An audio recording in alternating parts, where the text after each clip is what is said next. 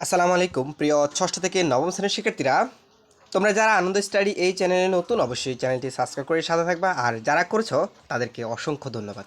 এই ভিডিওতে আমি তোমাদেরকে দেখাতে যাচ্ছি তুমি কিভাবে তোমার পরীক্ষার ফলাফল বের করবে, কিভাবে বুঝবে তুমি ফেল করছো নাকি পাস করছো, অর্থাৎ মূল্যায়ন সংক্রান্ত বোর্ড থেকে দেওয়া মূল্যায়ন পরীক্ষার রেজাল্ট সিস্টেমটি আমি তোমাদেরকে দেখিয়ে দিচ্ছি।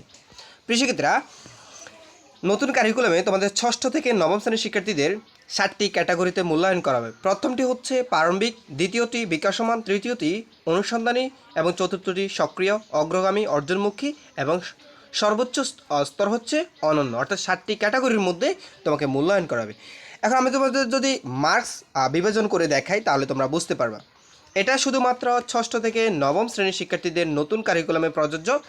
দেখো এখানে, তুমি যদি কোনো সাবজেক্টে 0 থেকে 80 বিষয় পাও তখন তুমি ওই সাবজেক্টের জন্য প্রারম্ভিক, যদি তুমি 33 থেকে 39-এর মধ্যে পাও সেটা হবে বিকাশমান, 40 থেকে 49 অনুসন্ধানী, 50 থেকে 59 সক্রিয়, 60 থেকে 69 অগ্রগামী, 70 থেকে 79 অর্জনমুখী এবং 80 থেকে 100-এর মধ্যে যখন তুমি পাবা তখন সেটা হবে অনন্য। এবং এখানে লেটার সিস্টেম এবং জেপিএস সিস্টেমগুলো দেওয়া আছে।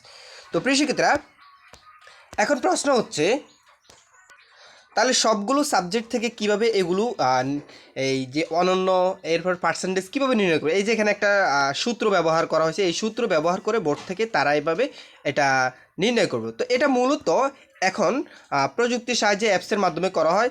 শুধুমাত্র পিআই বা নাম্বারগুলো ইনপুট করলে এটা ফলাফল আকারে শো করবে। এবং এই বছর এটি মাধ্যমিক ও উচ্চশিক্ষা অধিদপ্তর এটা নিজেদের মধ্যে তারা এটা নিয়ন্ত্রণ করবে।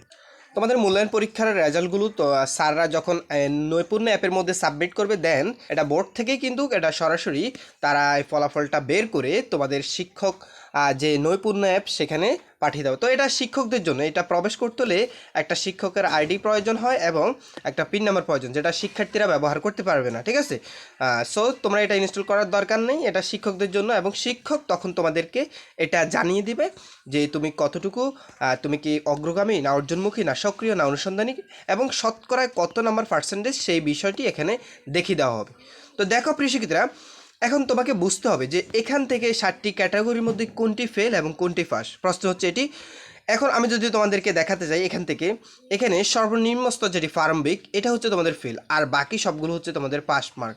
অর্থাৎ বাকি যে 6টি ক্যাটাগরি আছে, এই 6টি ক্যাটাগরি হচ্ছে তোমার পাস মার্ক, শুধুমাত্র প্রারম্ভিকটা হচ্ছে ফেল।